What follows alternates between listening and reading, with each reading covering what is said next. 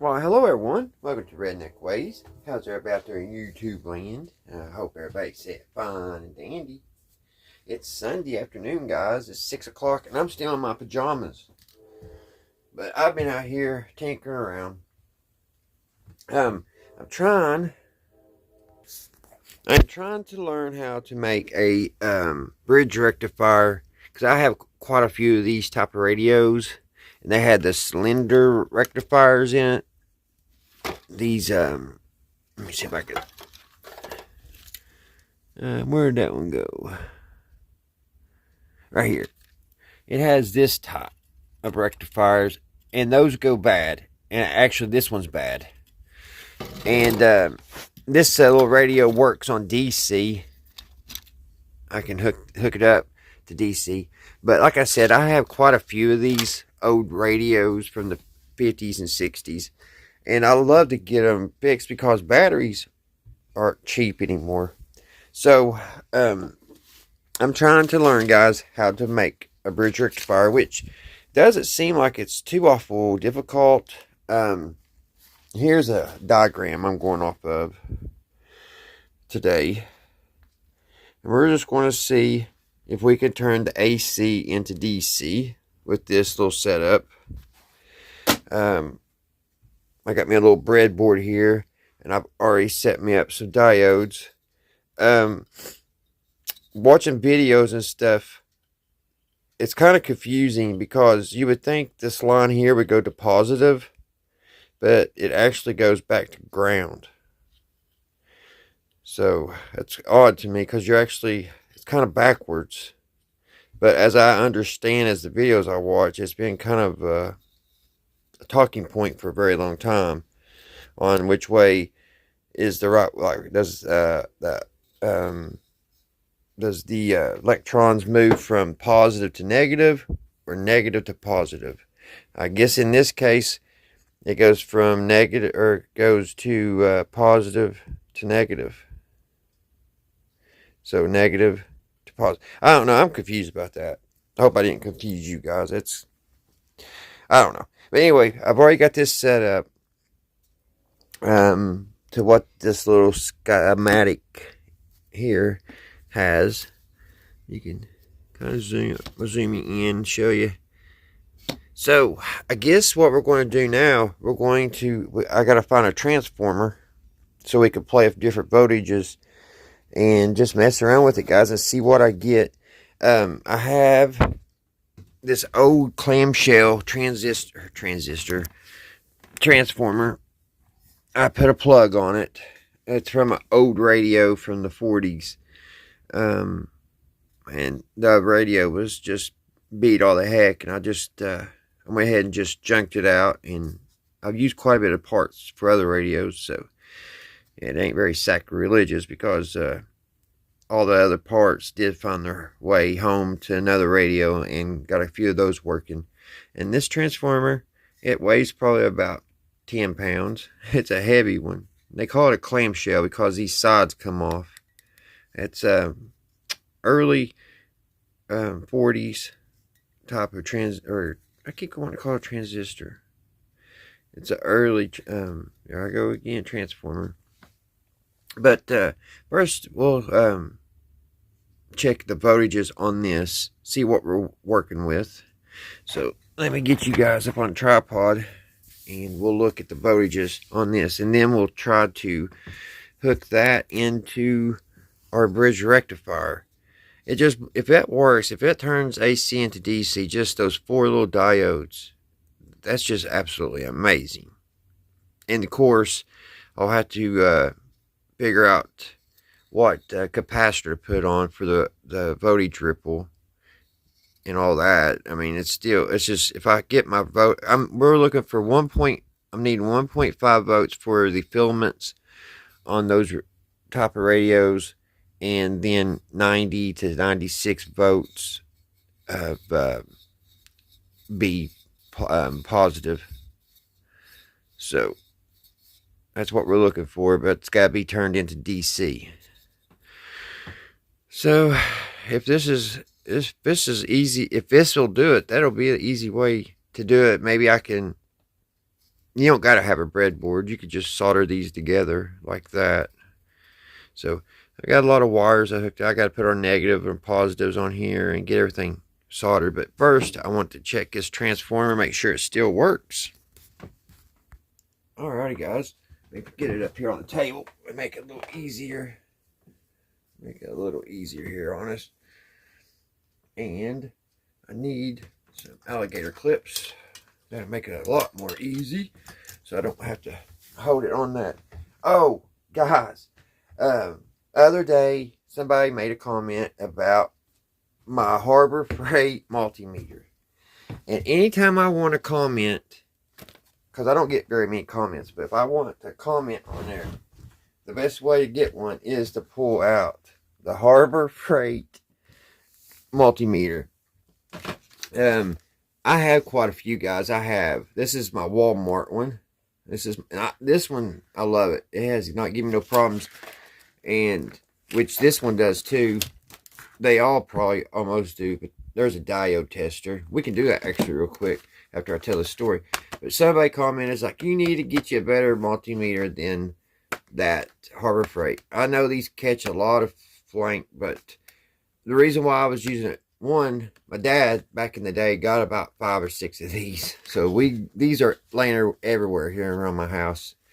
But the reason why I pulled this one out the other day when I was checking the voltages on that jukebox, just for simple fact of this right here, these really sharp points. See how they got on the probes? I don't know, it's not really picking it up, is it? But they have really sharp points. And on my Walmart multimeter, if you can look, see, my negative is broke. I've accidentally broke that off. So that's the reason why I had to pull this one out. Now, I could have used my older one, which I love, absolutely love dearly. And that is my Lafayette multimeter, but it's analog. Ain't that a beautiful jewel?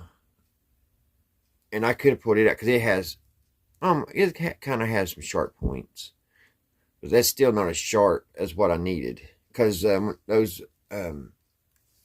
I was checking, I had to have something really sharp to get in there and small. But if Harbor Freight would fix the probes, this would not be a bad multimeter. The meter itself is fine. With everything I've done, the multimeter is fine. What I've found had a problem that was problematic is the probes, and this one did the same thing. Because I have another one up here on the shelf. Let me see. It did the same. It did the same thing. Here's the other one, and you can see the positive lead's gone, but for some reason it breaks off. I don't understand. You'll be sitting there measuring things, and it'll come right off there. Let me see. Here, see? The wire's not hooked on. It's somewhere in here. So if they would just go in there and solder those better, these wouldn't be very bad multimeters. But I just wanted to clear it up, and I want to thank the person for commenting. I get that comment every once in a while. Every time I bring out the old Harbor Freight multimeter. Alright, back to what we was doing, guys. Sorry I got on that. I just remembered that comment. Alright, get these all put on. Okay, so what we're going to do, we're going to use our Walmart multimeter, and we're going to test some voltages. I would like to get me a Fluke multimeter though one day I will, when I can possibly afford it. Right now, right in the middle of buying another boat. It's a long story. I bought one a couple years ago, so it's a long story. Maybe if the boat deal goes through tomorrow, or whenever I buy it, I'll tell you all the story about my other one. And yeah, it's a doozy, and it kind of hurts a little, but yeah, we'll have to probably get another boat. But anyway, here we go. We're going to put this over on our AC voltage. I need to put it somewhere y'all can read it.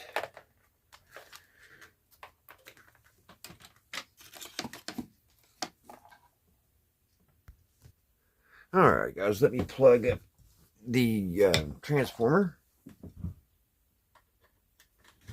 Alright, she's plugged up. Do I have it on right? Let's see. It didn't do it last time I checked it. I don't know.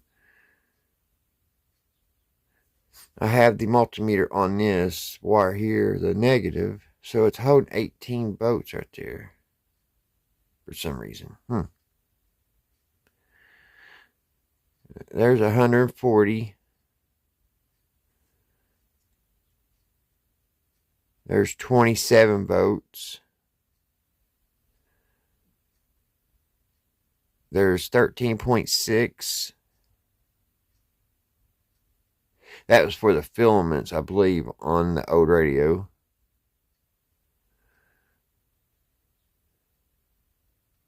No, that must have been. There's 11.0 volts.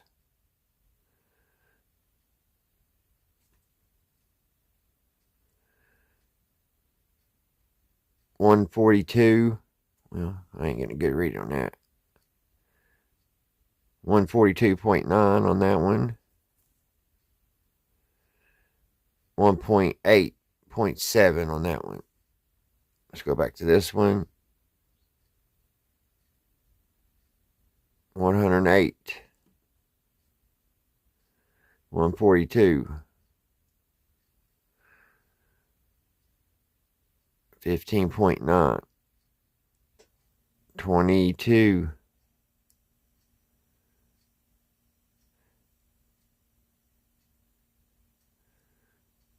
That one's weird.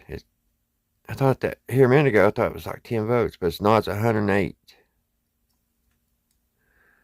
142.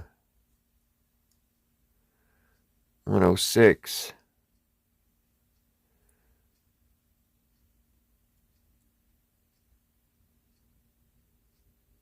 16.2. It's changing a little bit, ain't it, guys, as we go. That one's a. That one's.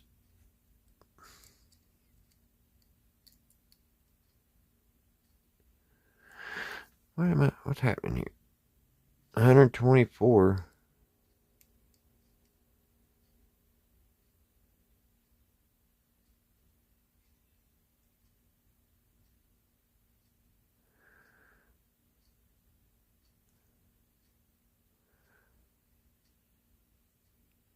So these are low voltages here.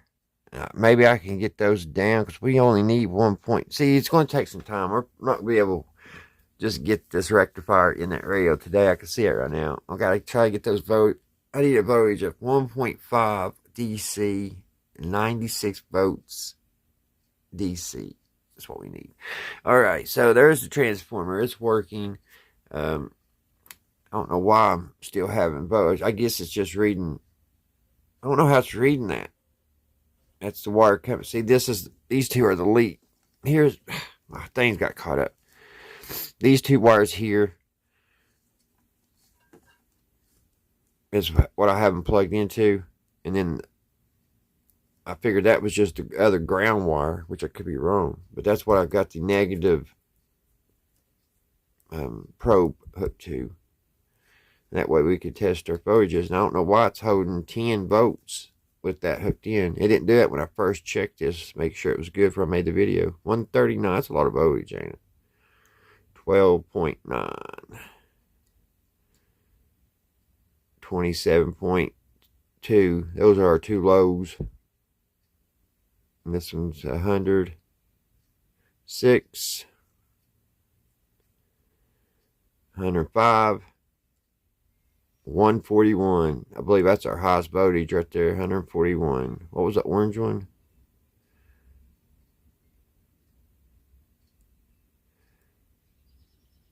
$106. Alrighty. Let me unplug that so I don't shock myself. So, what we need to do now, guys, is I'm just going to hook the voltages to this rectifier, as the schematic says, and we're going to see if we turn the AC voltage into DC. We'll just see if it's that easy. And like I said, of course, we'll have to, if this does work, which I don't know why it wouldn't. It's what they made it. It's weird how they made it like that. It's just technology, electronics is just amazing. But I've got to see it before I believe it, that these 4 diodes will turn the AC right into DC. Alrighty. I'll be back. Let me get the soldering iron warmed up. And we've got to solder a few wires here. I got to get those soldered. I may not show that on camera. I get the negative and positive on here and all that. So, alright, be back.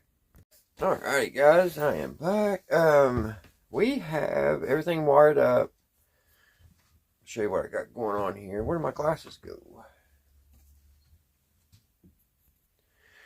Alright. Alright, guys. I got these. We're going to look at if it works. We're going to check it out on the oscilloscope. Just got in serious. I cleaned off my welds and I kind of messed the markings up a little bit, guys. I went over with a little wire brush and it kind of took them off, but it's positive. I got glue on my pointer, but it goes this way, then this way, and this way. Now, I thought there was supposed to be a 1.7 volt, which, let me turn it on. Let's see, show y'all. Turn the multimeter over here to DC. If I can get this thing to stand up. That's one of the hardest things to do sometimes.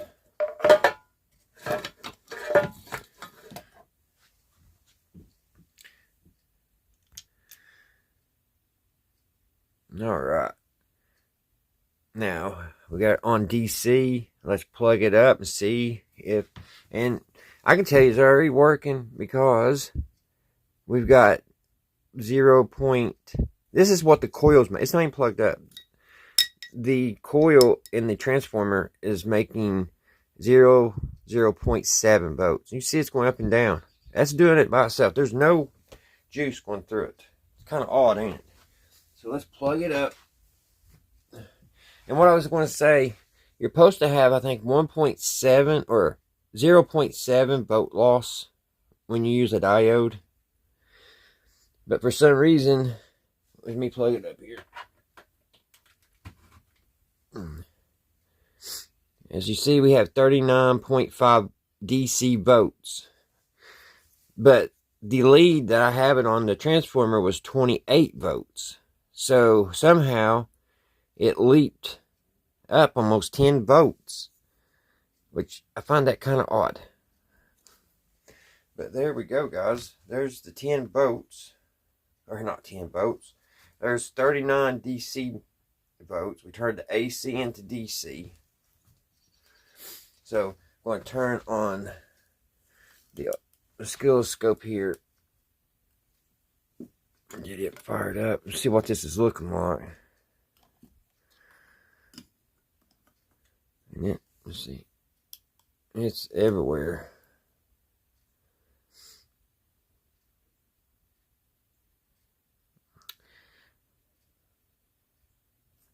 Let's see, DC run. Let's see what's going on here, guys. It's running. Change auto. That's what I was wanting, auto. So there's the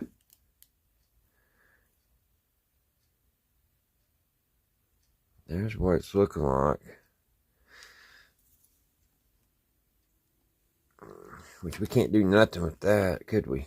It went up 48. How'd it go up 48 volts?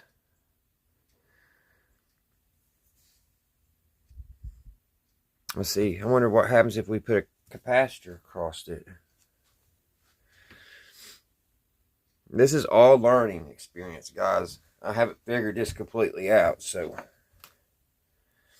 let's see. Let's see what happens if we put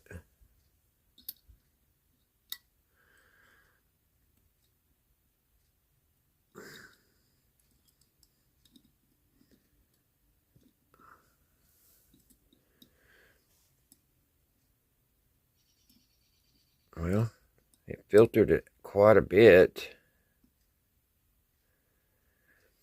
If I can get the hold there.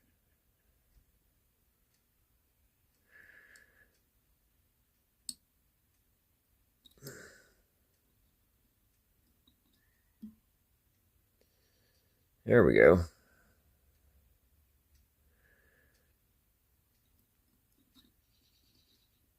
I'm having trouble having that thing stay where I want it. We're up to 41 volts though. Trying to film this, guys, not getting away. A little difficult. Let's see.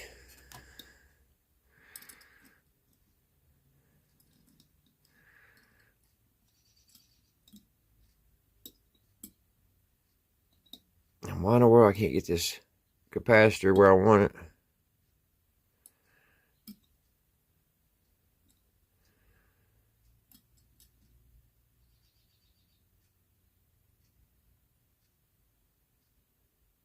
So that is not good. Alright, that's a little bit better. I switched the alligator clip. Maybe I had it on wrong.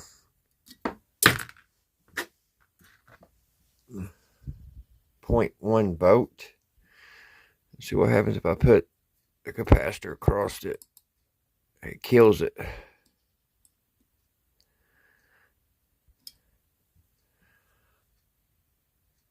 Alright, I plugged it in and we got these horrible looking peaks. Put the capacitor in.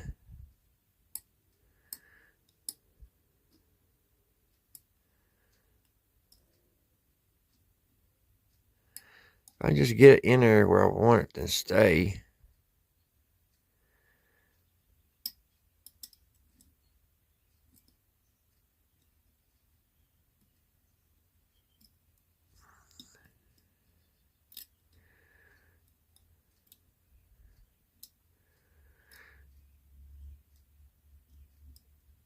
So we did turn it to DC, but it is not a very clean wave at all.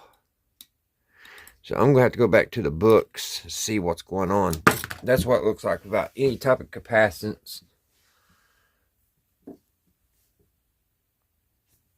It goes way out. That wouldn't be too bad, I don't think. Up in here, it's this. It's these. And using my oscilloscope has made the voltage go way up.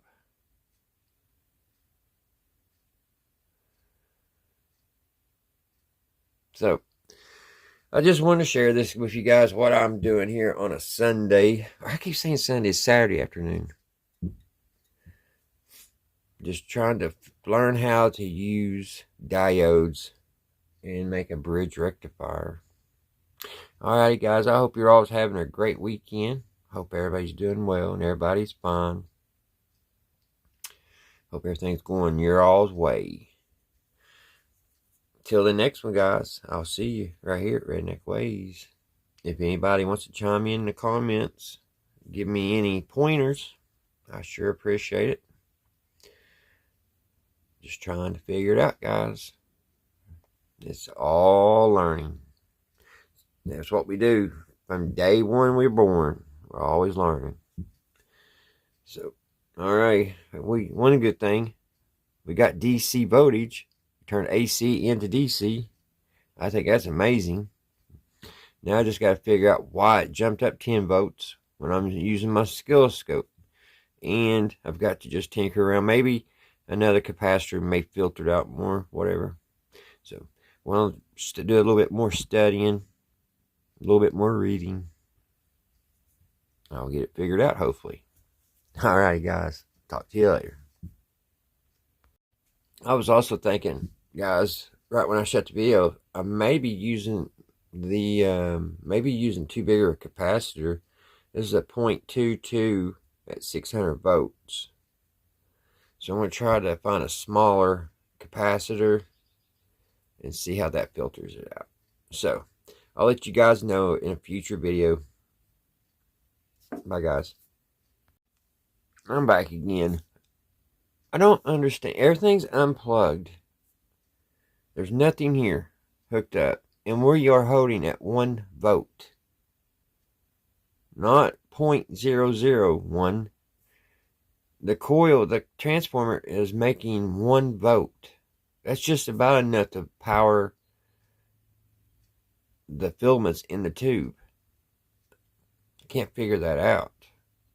I have nothing plugged up. The transformer is not plugged up. Oh, strange. Okay, I am gone this time. Bye, guys.